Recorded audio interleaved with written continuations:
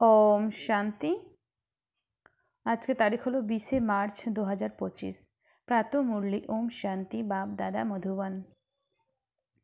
আজকের মুরলিতে বাবা বলেছেন, মিষ্টি বাচ্চারা, এই পুরনো দুনিয়ার সুখ তো হলো অল্পকালের ক্ষণভঙ্গুর, এর সাথে যাবে না, সাথে তো জ্ঞান রত্ন যাবে, সেজন্য অবিনাশী উপার্জন জমা করো। প্রশ্ন, বাবার পড়াশোনাতে তোমাদেরকে কোন বিদ্যা শেখানো হয় না? উত্তর, ভূত বিদ্যা। তো বলছে যে আমাদের ভূত বিদ্যা শেখানো হয় না, কারোর সংস্কারকে রিড করা এ হলো ভূত বিদ্যা, তোমাদেরকে এই বিদ্যা শেখানো হয় না। বাবা কোনো থট রিডার নন, তিনি হলেন জানি জাননহার অর্থাৎ নলেজফুল। বাবা তোমাদেরকে আধ্যাত্মিক পড়ানোর জন্য আসেন। এই পড়ার দ্বারা তোমরা 21 জন্মের জন্য বিশ্বের রাজত্ব পেয়ে যাও। ওম শান্তি। ভারতবাসীরা গান গায়, আত্মা এবং পরমাত্মা আলাদা থেকেছে বহুকাল। এখন বাচ্চারা জেনেছে যে আমাদের অর্থাৎ আত্মাদের পিতা পরমপিতা পরমাত্মা আমাদেরকে রাজযোগ শেখাচ্ছেন। তিনি নিজের পরিচয়ের সাথে সাথে সৃষ্টির আদি মধ্য অন্তিমের পরিচয়ও দিচ্ছেন। কেউ কেউ পাকাপাকিভাবে নিশ্চিন্ত হয়েছে, কেউ হয়তো একটু কম বুঝেছে। বিভিন্ন ক্রম রয়েছে। বাচ্চারা জানে যে আমরা জীব আত্মারা পরমপিতা পরমাত্মার সম্মুখে বসে আছি। গাওয়া হয়ে থাকে আত্মা এবং পরমাত্মা অনেক দিন আলাদা থেকেছে, কিন্তু আত্মা যখন মূল বতনে থাকে তখন তো আলাদা থাকার প্রশ্নই আসে না। এখানে এসে যখন জীব আত্মা হয়ে যায় তখন ওই পরমাত্মা পিতার থেকে আত্মারা আলাদা হয়ে যায়। পরমপিতা পরমাত্মার কাছ থেকে আলাদা হয়ে এখানে পার্ট প্লে করতে আসে। আগে তো কোনো অর্থ না বুঝে এমনই গান করতে, এখন স্বয়ং বাবা বসে থেকে বোঝাচ্ছেন। বাচ্চারা জানে যে আমরা পরমপিতা পরমাত্মার কাছ থেকে আলাদা হয়ে এখানে পার্ট প্লে করতে আসি। তোমরাই সবার আগে শিব বাবার কাছ থেকে আলাদা হয়েছ, তাই সবার আগে তোমাদের সাথে শিব বাবা সাক্ষাৎ করেছেন। খাস তোমাদের জন্যই বাবাকে আসতে হয়। আগের কল্পেও এই বাচ্চাদেরকেই পড়িয়েছিলাম, যারা পরবর্তীকালে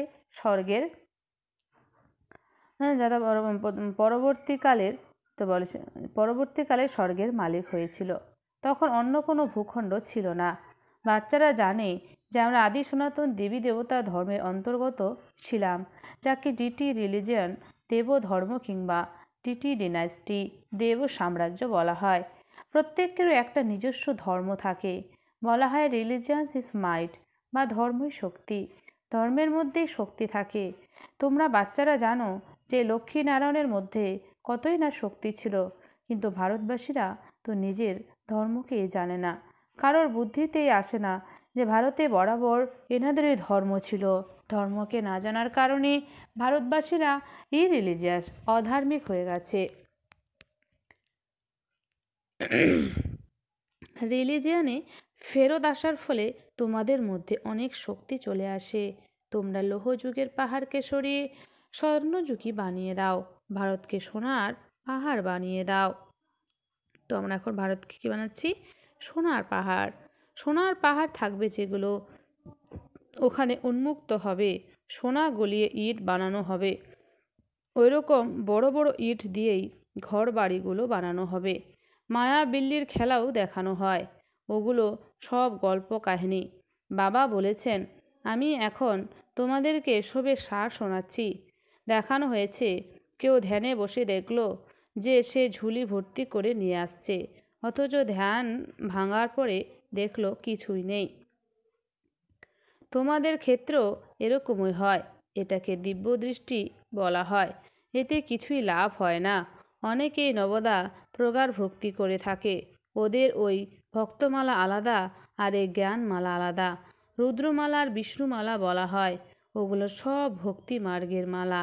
এখন তোমরা রাজত্ব প্রাপ্তির জন্য পড়ছ। তোমাদের বুদ্ধি টিচার এবং রাজত্বের সাথেই যুক্ত আছে। কলেজেও পড়াশোনার সময় বুদ্ধি টিচারের সাথে যুক্ত থাকে। যে ব্যারিস্টার সে শিক্ষা দিয়ে তার মতোই তৈরি করে। এই বাবা তো নিজে তা হন না। এই ওয়ান্ডার এখানেই হয়। এটাই হলো তোমাদের আধ্যাত্মিক পড়াশোনা। তোমাদের বুদ্ধি শিব বাবার সাথে যুক্ত রয়েছে। ওনাকে নলেজফুল বা জ্ঞানের সাগর বলা হয়। জানি জাননহার শব্দের অর্থ এটা নয় যে তিনি বসে বসে সকলের মনের কথা জানবেন, কার মনে কি চলছে সেই সব জানবেন। যারা থট রিডার তারা এইসব শোনায়, ওটাকে ভূত বিদ্যা বলা হয়। এখানে তো বাবা মানুষ থেকে দেবতা বানানোর শিক্ষা দেন, মানুষ থেকে দেবতা বানানোর গায়ন রয়েছে। তোমরা বাচ্চারা বুঝেছ যে আমরা এখন ব্রাহ্মণ হয়েছি এবং পরের জন্মে দেবতা হব। আদি সনাতন দেবী দেবতা ধর্মেরই গায়ন করা হয়। শাস্ত্রগুলোতে অনেকের গল্প কাহিনী লিখে দিয়েছে, এখানে তো স্বয়ং বাবা বসে ডাইরেক্ট পড়াচ্ছেন। ভগবান বাজ, ভগবানই হলেন জ্ঞানের সাগর, সুখের সাগর, শান্তির সাগর। তোমাদের মতো বাচ্চাদেরকে তিনি উত্তরাধিকার দেন। তোমাদের এই পড়াশোনা পুরো 21 জন্মের জন্য, তাই কতই না ভালো করে পড়তে হবে। নতুন দুনিয়া স্থাপন করার জন্য বাবা কেবল একবার এসে আধ্যাত্মিক জ্ঞানের শিক্ষা দেন। নতুন দুনিয়াতে তো এই দেবী দেবতাদের রাজত্ব ছিল। বাবা বলেন, আমি ব্রহ্মার দ্বারা আদি সনাতন দেবী দেবতা ধর্ম স্থাপন করছি। যখন এই ধর্ম ছিল তখন অন্য কোনো ধর্ম ছিল না, এখন অন্য সকল ধর্ম রয়েছে। ত্রিমূর্তির ছবি দেখিয়ে তোমরা বোঝাও যে ব্রহ্মার দ্বারা এক ধর্মের স্থাপন হয়। এখন এখানে ওই ধর্ম নেই, গায়ন করা হয় আমার মতো নির্গুণের মধ্যে কোনো গুণ নেই, তুমি স্বয়ং দয়া করো। যখন এরকম বলা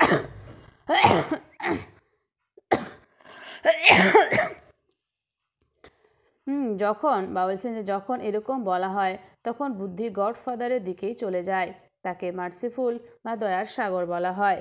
বাবা তো বাচ্চাদের সকল দুঃখ দূর করে 100% সুখ দেওয়ার জন্যই আসেন, তিনি কতই না দয়া করেন। তোমরা এখন বুঝেছ যে আমরা যেহেতু বাবার কাছে এসেছি তাই বাবার কাছ থেকে সম্পূর্ণ সুখ নিতে হবে।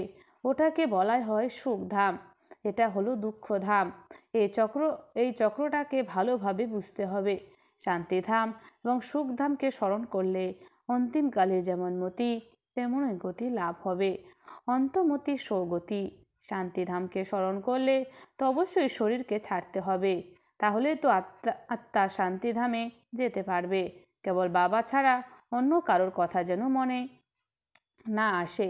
লাইন একেবারে ক্লিয়ার থাকতে হবে। কেবল বাবাকে স্মরণ করলে অন্তরে খুশির পারদ ঊর্ধ্বগামী হয়। এই পুরাতন দুনিয়ার সুখ তো ক্ষণস্থায়ী এবং ক্ষণভঙ্গুর, এগুলো কিছুই সঙ্গে যাবে না। সঙ্গে যাবে কেবল এই অবিনাশী জ্ঞানরত্ন, অর্থাৎ এই জ্ঞানরত্নের দ্বারা যা উপার্জন হবে সেগুলোই তোমাদের সঙ্গে যাবে, যার প্রাপ্তি তোমরা 21 জন্ম ভোগ করবে। তবে হ্যাঁ, বিনাশী ধন সম্পত্তিও তাদের সঙ্গেই যাবে যারা বাবাকে সহযোগ করবে। বাবা তুমি আমাদের এই কড়ির বিনিময়ে ওখানে আমাদেরকে মহল বানিয়ে দিও। বাবা এই কড়ির বিনিময়ে কত রত্ন দান করেন। আমেরিকার লোকেরা এরকম অনেক অর্থ খরচ করে পুরাতন জিনিস কেনে, মানুষ ওইসব পুরাতন জিনিসগুলো চড়া দামে বিক্রি করে। আমেরিকার লোকেদের কাছ থেকে পাই পয়সার জিনিসের বিনিময়ে হাজার হাজার টাকা নিয়ে নেয়।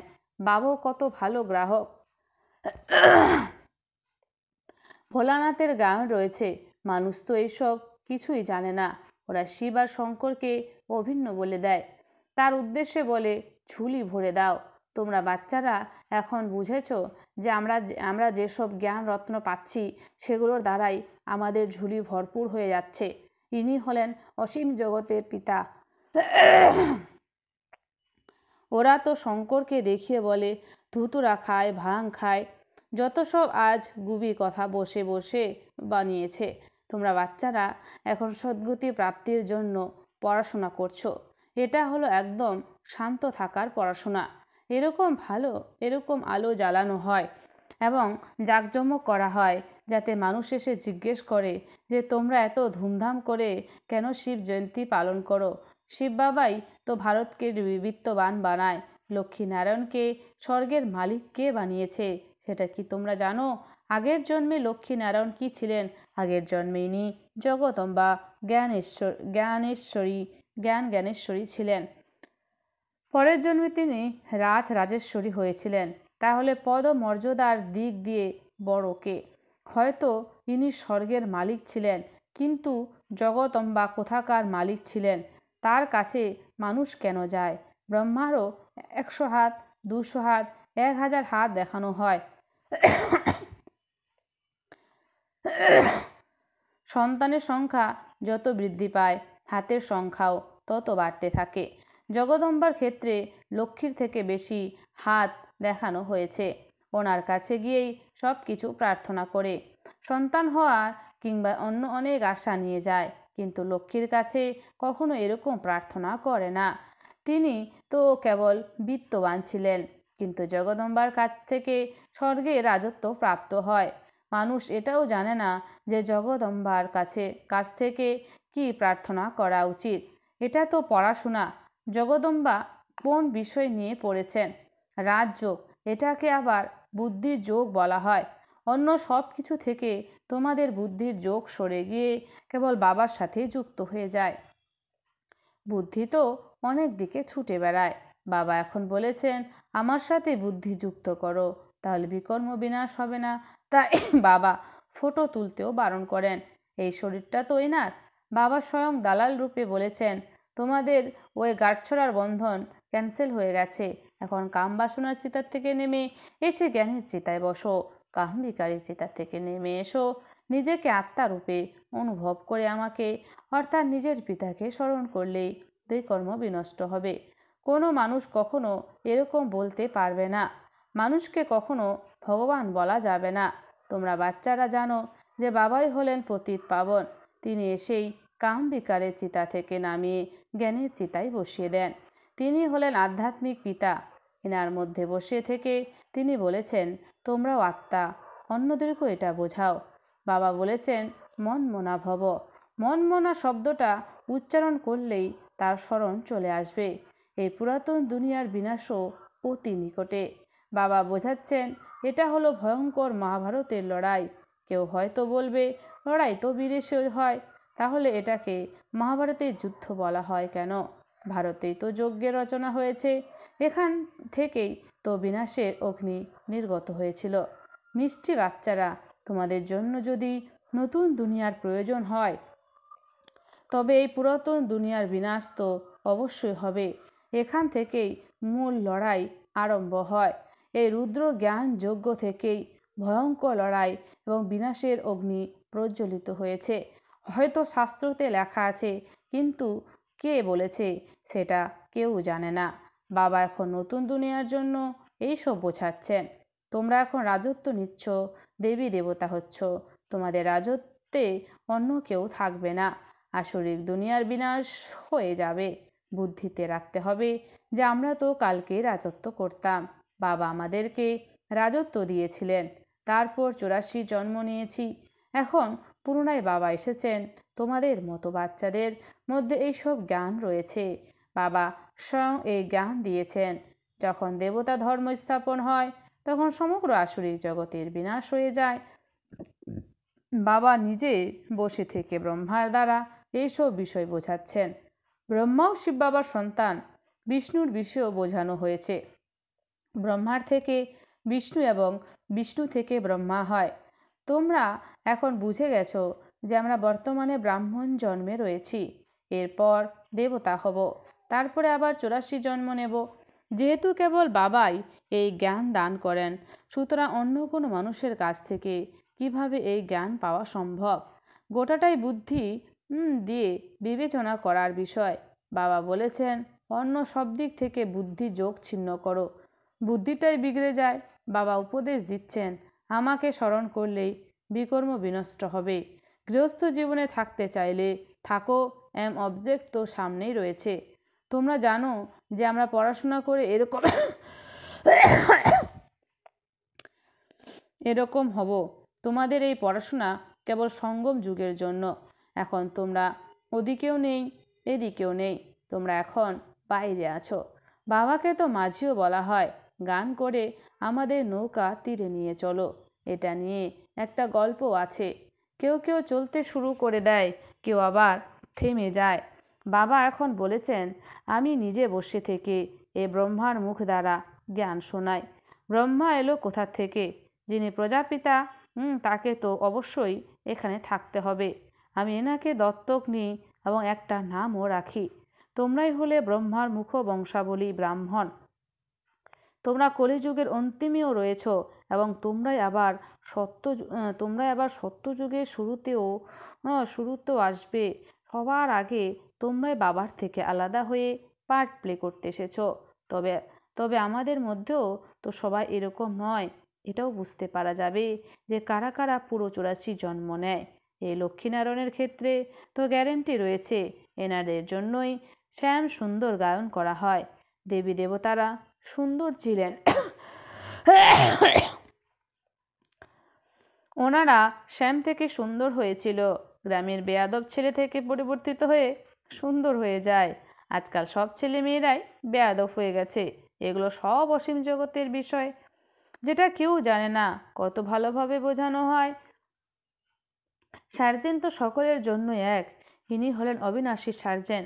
যোগকে অগ্নি বলা হয়, কারণ যোগের দ্বারাই আত্মার খাত নির্গত হয়। যোগ অগ্নির দ্বারাই তমপ্রধান আত্মা শতপ্রধান হয়ে যায়। আগুন কম থাকলে খাত নির্গত হবে না।